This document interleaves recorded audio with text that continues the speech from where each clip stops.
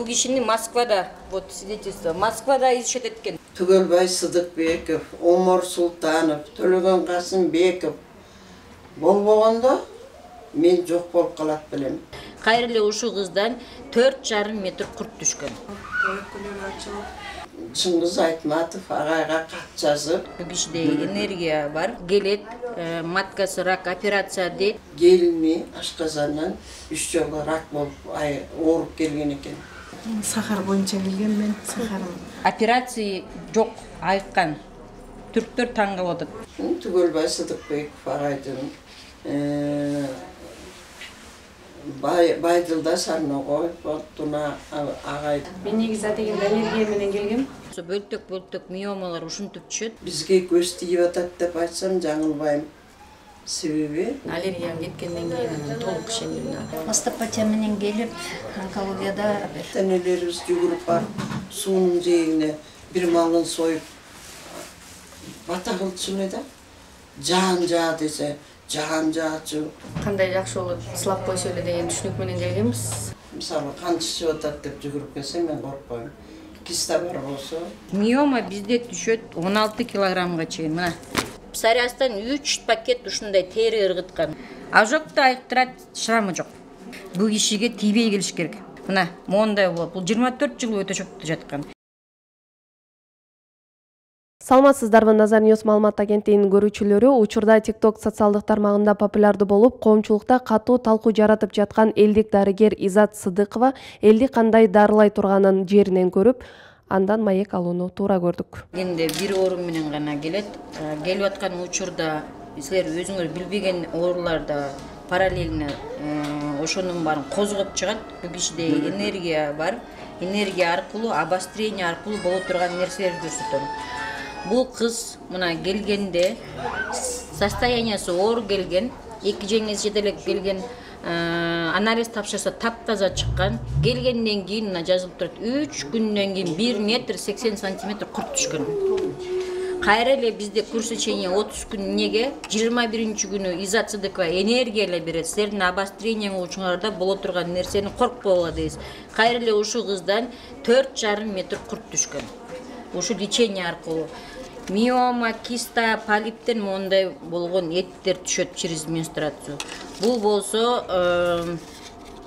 64 жаштагы аял келет, маткасы рак операция дейт, ар кайсынын баарын кыла беришет. Бизге келгенде 54 сеанстан кийин оору болгон чириген тампон түшөт. 20 жыл мурун эркектер өгөндө кровотечение болгондо врачтар салып унутуп койгон ошол тампон. Могу курттар болсо бизде заң менен түшкөн курттар бар. Мына бул Зара менен түшкөн курттар. 2 жаштагы кыздан эле курттар түшкөн. Ушул лечение аркылуу обострение артынан түшкөндөр. Мына мондай болсо бөлтөк миомалар ушинтип түшөт. Бизге деген доктурдун кагазы менен келет. Биз ар дайым сурайбыз доктурдун кагазын. Доктурдун кагазы менен келет мондай УЗИ. Мына келди размерлери канча эмне, ана мына айыкты. Могу баланы болсо машина коюп кетет. 3-класста баланы гемогиома срочная операция дейт. Тааныштар билген үчүн бияка жибергенде 28 күндөн кийин гемогиома жок. Операциясыз айыктырат. Изат Сыдыкова операциясыз айыктырат, бирок көпкө жүрүш керек. Мына бул деген болсо миома экен. Миома боюнча мына размерлери, келген даталары, кайра обострение өткөндөн кийин бар текшерилдейбиз. Текшерилгенден миома жок. Мастопатия без операция айыктырат. Бул моңунку мына боюнда бар келинди мастопатия обоих молочных желез деп атат. Муну боюңдагын алып туруп операция кылабыз деген келгени 3 айдан таптаза айыкканы. Бул эже болсо 47-жылкы эже такыр башка оору менен келет. Бизге бир оору менен келгенде эмне оору бар ошонун баарын козгоп чыктайт. Көзүңдө киста срочная операция дейт. Бизге келгенден обострение өткөндөн 20 күндөн кийин мына операция жок, айыккан. Түрктөр таң калып атат. Киста каяка кетти. Ошондой эле мына миома келгени мына айыкканы. Ушунун баары моундай обострение аркылуу түшөт. Миома бизде түшөт 16 килограммга чейин. Мына пузырчатый миома түшкөндө 16 килограммга чейин без операция түшөт. Мына. Бул миома боюнча андан башка бөйрөктө болсо таштар, простатитте болсо таштар. Мына могу простатиттен түшкөн таш орус кишиден кан кадимкидей реакция болуп, кан зара кылып, биринчи таш түшкөн, экинчи таш түшкөн.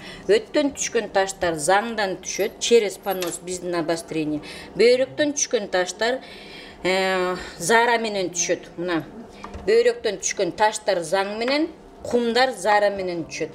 Могу байбичеден 86 жаштагы байбичеден чокусунан сөөк чыккан во время обострения, биздин обострение болуп аткан учурда.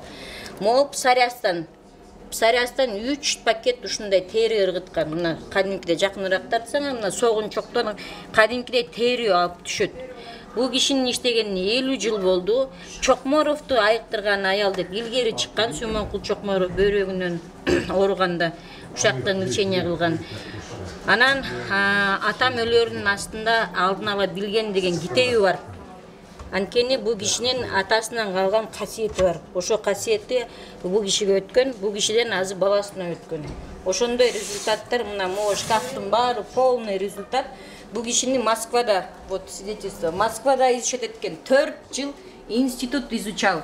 Это что за явление? 4 жыл изилденип, анан ошактан разрешение алып, лицензия алып, кадимкидей иштеп баштаганына ошо 50 жыл болду. 4 жыл институт изилдеген. Эмнеге ушундай оорулар келип, мондай оору менен келет, анан ушундай айга жөн эле сылап коет бул киши. Ошондо мына бул атасы. Бул атасынан калган касиет кызына. Жөн эле сылайт, бир эле сылайт, башка эч нерсе кылбайт. Мына келгенде буту баспай келгенде буту басып кетип атат.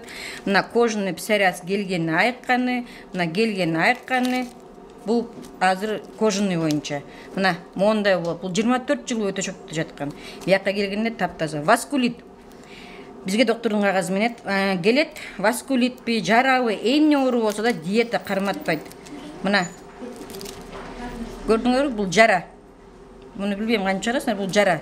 Келгени айыкканы. Бир эле оору менен эмес, эмне оору бар, ошонун баары комплексный лечение деп коебуз. Бул аял төрөй албай жүргөн 10 жылдан бери жарасынан жабыркачу. Мына төрөп алды, 2 баланы жарасынан да айыкты. Мына бизде обострение болгондо полный дененин баарына чыгат. Ошонун баары күчөп, чыгып, анан айыгат. Мына бuyakta косметология барып жүрген жаш кыз сыртын ала берет, бирок булардыкы ичинде канча күч алганы аны түшүнүшпөйт. Келгенде моундай чыгып туруп, анан таптаза айыгат да. Болгон нерсени чыгарат. Мына колундагы жара айыкканы. Мына псориаз. Бул лялечка боюнча келген, мына айыкканы. Азыр 4-класс уже кеткени, биротол айыкканы. Мына бул кызыл бетти көрдүңүзбү? Мына 6 айдан кийин айыкканы. Эч качан сурак койбойт, мынча күндө айыктырам, мынча күндө мындай болосун деп. Мына бул 2 айда айыкканы. Бул аял Америкадан келген 94-жылы. Бул кишинин иштегенине 50 жыл болду. Дүйнө жүзүнөн бери келишет. Силер азыр эле Кыргызстанда азыр эле билип атасыңар. Убагында түшүнгөн эмес бул кишини, анын гонение болгонун өзү айтып берет.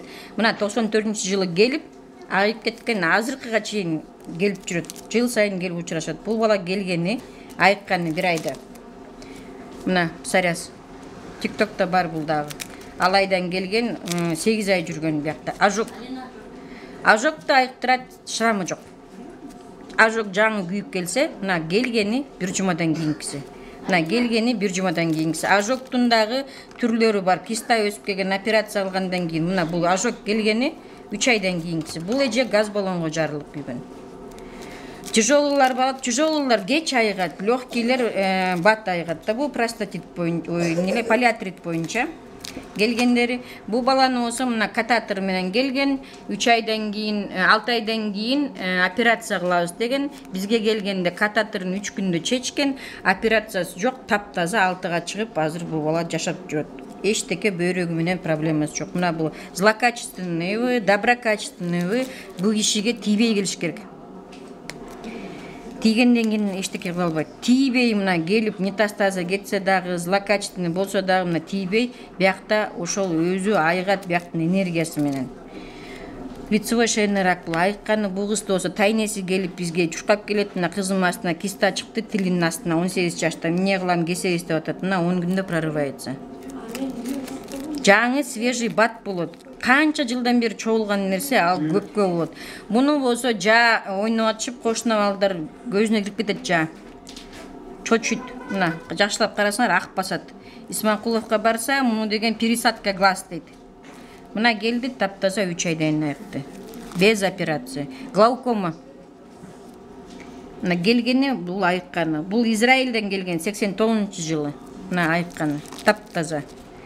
Бул дагы бизди тааныйт, илгертен кызынын көзүнө мындай чыгат, анан кийин врачтарга барса кесебиз дейт, бизде 7 күндө прорывается. Самостоятельно мына таптаза, бул аз 7-класстагы кыз. Гемогиома менен төрөлгөн бала. Бул 1 жылдан кийинкиси, мунун дагы айыкканы китепте бар, китептин эмесинде 3 жылдан кийинкиси. Бул киста наружный, внутренний бар. Ошол кандай оору болбосо дагы келип жүрсө жыйынтык калат да. Анан келип коюп таштап койсо биз эчтеке кыла албайбыз. Бул бала болсо мына бир безин кестирет. Казакстандан чалдырат, биздин колубуздан келбейт десе болбой, эже мен уже билген эмесмин, 5 жагына чыгат. Неге бизге тийгенге болбойт? Бул эженин энергиясы менен өзү естественно болуш керек. Болбой догурунуп келет бул бала. Мына 5 жагына чыгып, мен билген эмесмин, кестирип койдум. 7 күндөн кийин жарылып баштайт баягы бездер. Операция кылган жери кайра кесилет. Ажырайт, бияктын энергиясы менен. Анткени аякта калдык калган. Бул энергия күч, эмне бар, ошонун баарын таап чыга турган күч. Ошол калдык келген үчүн могу ажырайт кадимкидей. Ажырап ичиндеги баары тазаланып, бүтөлүп туруп, мына таптаза. Астанада азыр иштеп атат, 2 бала болду. Это рак. Эч качан гарантия бербейт, эч качан мындай мен сени мынча күндө айыктырам дебейт. Бул көзүнөн келип аткан болчу, 14 жаштагы кызы көзүнөн келип атканда биздин лечение убагында киндиги обострение болот. Көрсө бул лялечка кезинде грыжа болгон экен пуповина. Ошол обострение кылат. Ошол обострение болуп, ошонусу да айыгат. Саркома, булар чач өспөгөндөр келип чач өсөт, буну буту баспагандар, муну операция кылабыз до и после, жана мен айткандай эле доктордун кагазы менен келет. Могу рентгенный снимок вывих менен төрөлөт, жаңы бала. Буту басса да кыйшык басат дейт, мына таптаза айыккан. Жүрүш керек, көпкө жүрөт. Полиартриттер 3-4 стадияны биз расписка менен алабыз. Бул кыз болсо Миргүл деген кыз, Инстаграмда бар. Башынан опухоль деп келет. 1 жыл 3 айдан кийин мына өзү билген эмес, бул маткасынан 16 кг пузырчатый киста түшөт. Мындан кийин 2 кыз төрөп алды. Өзү билбеген нерсе түшүп атат да. Бул жанагы TikTok'та жүргөн фрункул бала. Булар 27-ге чыгып келишти. Аллергиянын түрлөрү келет. Бул мына тоже 89-жылы айыккан. Бул эжекебиз, бул да бир чет өлкөдөн келген, билбейм, не помню, меңин кестирет. Кескенде полный жайылат. Жайылганда бияка келгенде меңби, сөлбү өзү кургап түшөт да. Ондай сөлдөр кургап өздөрү түшөт. Курттар. Жана мен айткан 4,5 метр курт. Мо төлдөп аткан курт, мо 3 курт бир эле кыздан түшөт. Биринчи мунусу түшөт, анан дагы бүткүлө горшок тоскула дейт, эркеги түшөт. Эркек ургачысы да бар экен булардын. Эркеги түшүп, бул кыз азыр 15ге чыкты. Гемодиализ. Гемодиализден биз албайбыз. Бул баланы биз эксперимент кылып алганбыз, өздөрү суранганынан. Гемодиализ боюнча 1 жумада 3 жолу гемодиализ алчу бул бала. Америкада окуп жүрүп, ооруга байланыштуу бияка Кыргызстанга келет. 2 айдан кийин обострение болуп, мына көрдүңөр, курттар түшөт. Бөөрөгүн баары курттап кеткен. Азыркы учурга чейин көрүнүп атат бул бала. Азыр 2 жолу гемодиализ алат. Мына курттар түшөт, таштар түшөт. Мо таш түшөткөн эже 1 күн заара токтогон жок дейт. Обострениени коркпогула дейбиз ошон үчүн. Бул төрөт боюнча. Булар төрөп кеткендер. Булар эми мына бул уже 3-тү төрө алды. Бул болсо азыр бул бала 3-класс болду. Бул вообще инвалидность у нее, кататор менен жүргөн келин. Төрөөгө мүмкүн эмес деген мына төрөгөн да. Кандай оору болсо дагы келсе жыйынтык калат. Мына бул төрөт боюнча. Всё. Мирлан, каяктан келдиңер? Бишкектен Маякка. Канча болду ооруганына? Ооруганына көп болду. Кичинекей жаш кезинен бери ошондой чыгат, жоголот. Биринчи диатез болгондо, А бияка канча болду келгениңерге? Бияка уже 19-unda 1 ай болуп да. Ушунун 19-unda. эмне көрүп атасыңар, кыйналып атасыңарбы, жакшы болуп атабы, эмне болуп атат? Жакшы болуп атат го.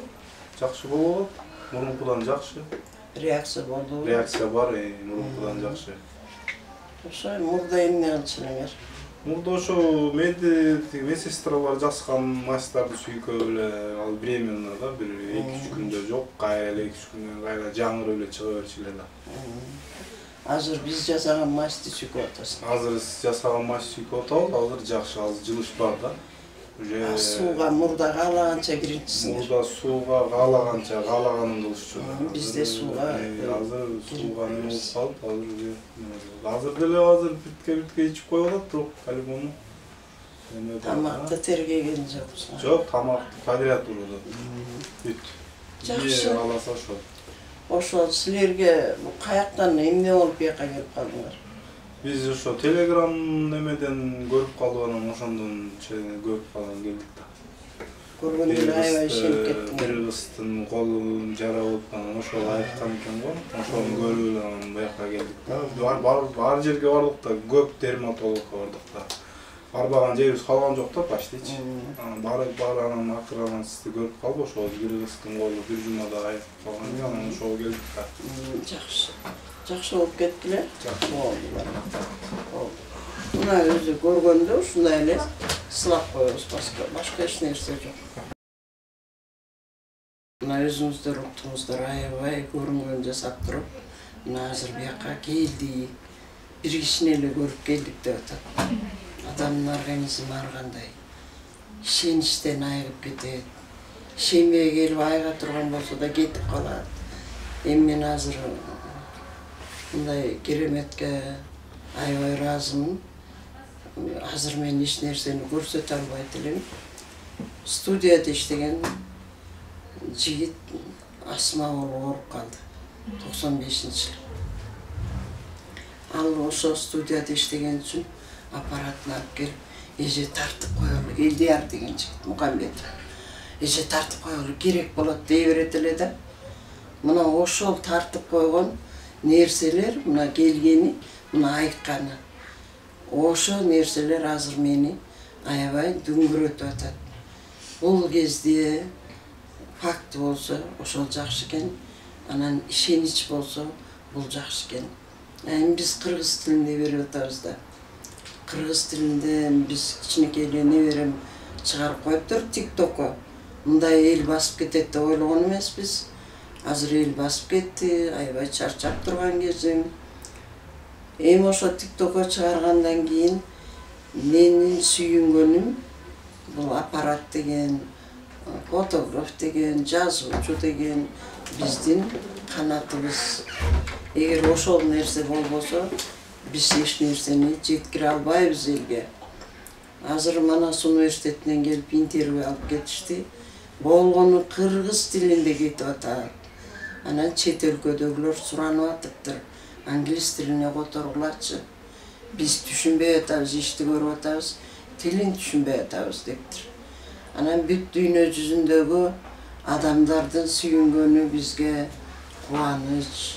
Мен эмне кылып атканымды өзүм билбейт деле болчумун да, мындай айтканда.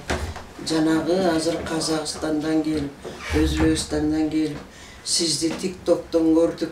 Биз баланчада келдик эле, айыгып кеттик эле.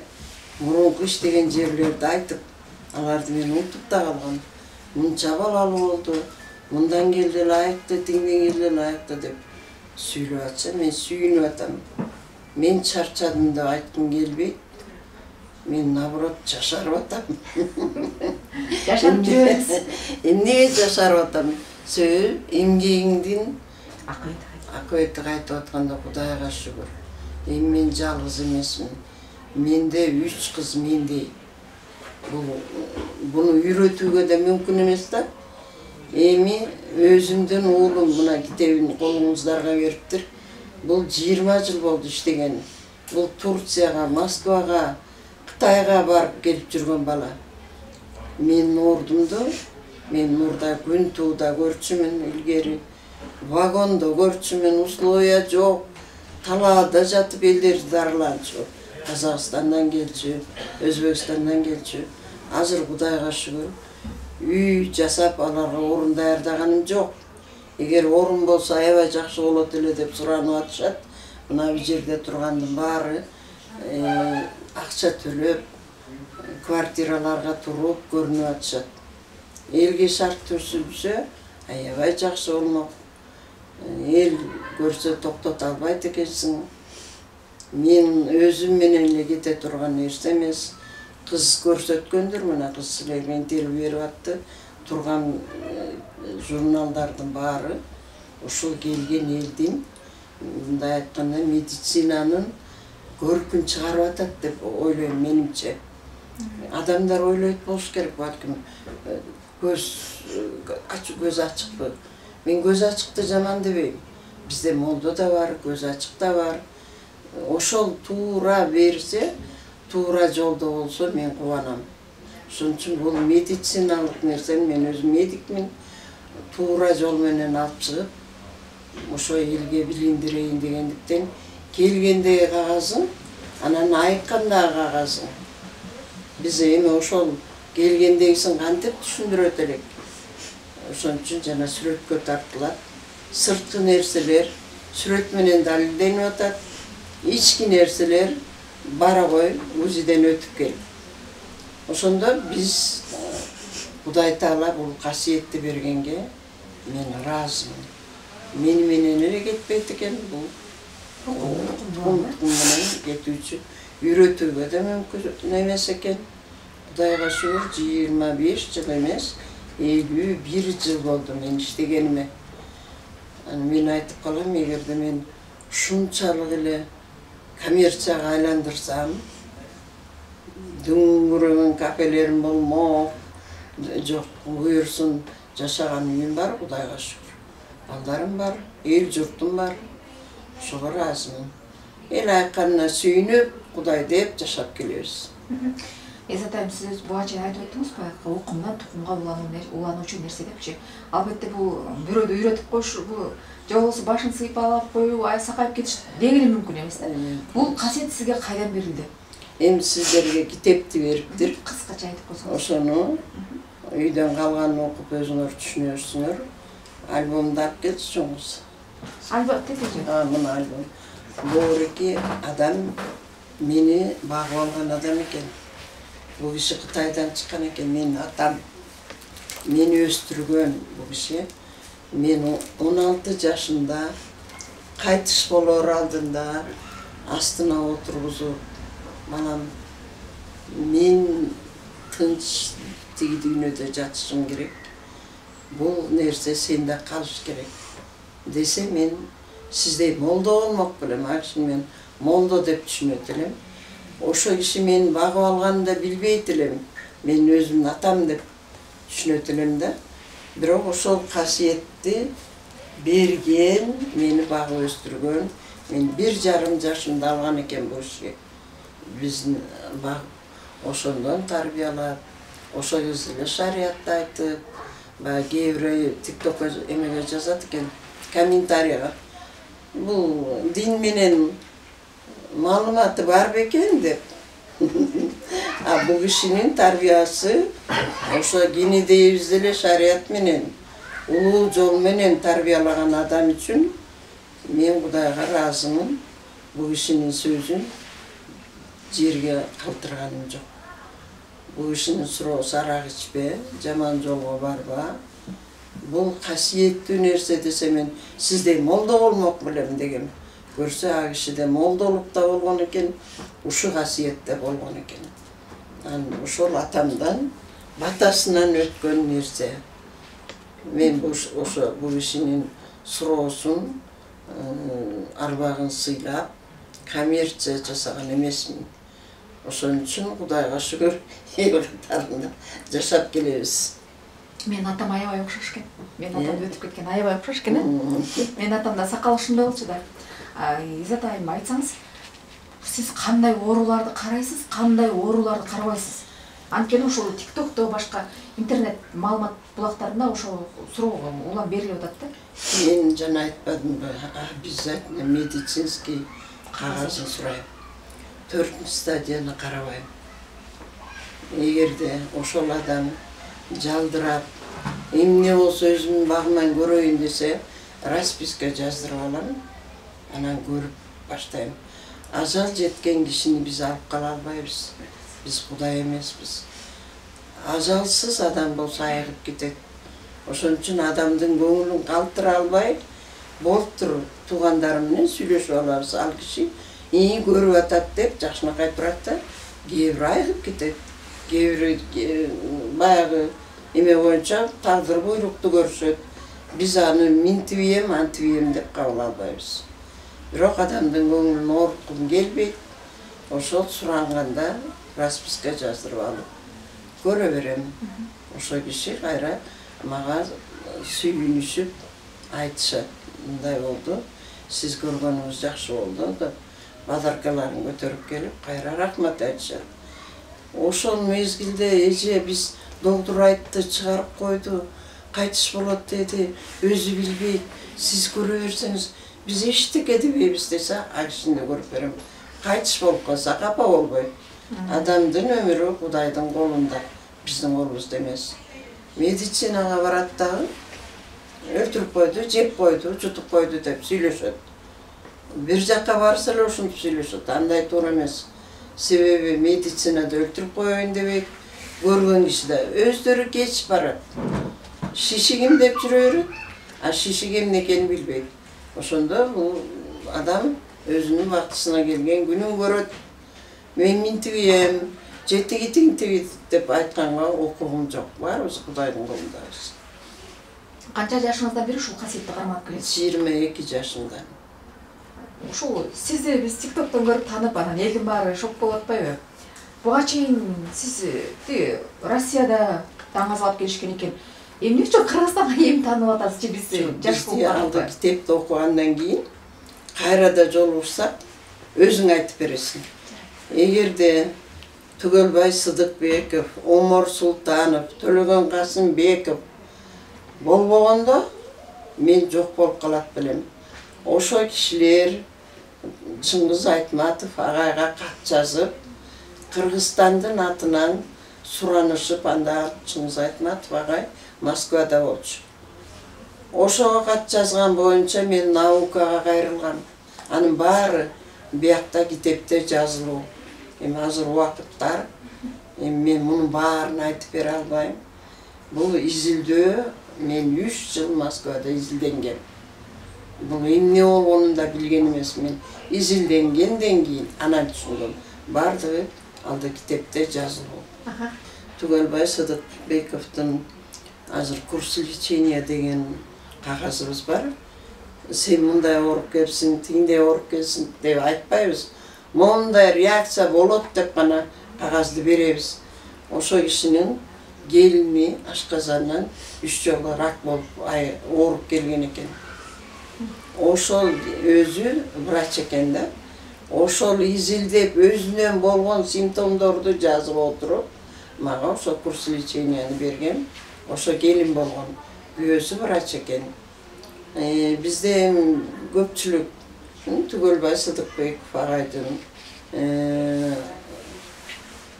Байдылда Сарногой Фортуна агайдын баласынын өзүнүн берген китеби бар. Абай деген уулуну айттырыптырмын. Эми айтып отурсак көп. Сүймөнкул байке 10 жыл аман эсен жакшы жүрдү. Акши гемодиализ жардам бербей калганда келип көрүнүп, 1 жыл көрүнүп калды, 10 жыл жашады. Ошол кишилердин жардамы менен анан мен изилденгем, 3 жыл Москвада иштегем. Биз бул изилденген нерсе. Эгерде алар карап изилдебесе, мен эмне экенин өзүм деле билчү эмесмин. Жалпы кыргыз элине айтарым, эч качан оорубасын. Бардыгына ийгилик каалайм. Айрыкча бизди ойлондуруп аткан аба ырайы болуп атат. Бизде тынччылык болсун. Жакшы ниеттерибиз менен жакшы Кыргызстан бололу. Бизге көз тийип атат деп айтсам жаңылбайм. Себеби канчалаган дүйнө жүзү келип, дүңгүрөп бизди мактап кетип атат. Мактоонун өзү эле көз артуу деп айтылат. Бізде кичинекейбизде ата-энелерибиз жүгүрүп барып суунун жээгине бир малын союп бата кылчу эле да. Жаан жаа десе жаан жаачу, басыл десе басылчу. Мен эл журтумдан суранарым дайыма жакшы тилектилеп, жакшы нерселерди элибизге арнап, жаман нерседен алыс бололу, эч ким оорубасын, бардыгыбыз бактылуу бололу. Айтарым ушу. Сиз да көп жашаңыз, өмүрүңүз узун болсун. Жетекчилерибиз да аман болсун, баарыбыз аман бололу. Biz bu жаққа мындан bir 20 чактыдай күн мурун келгенбиз.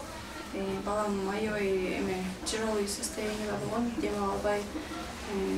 Biz канча жолу ошо пульмонолог, аллергологторго барып, результат ала албай келгенбиз. Ошого чейин бул кичинекей кезинен баштап эле ооруган, азыр төрткө чыкты.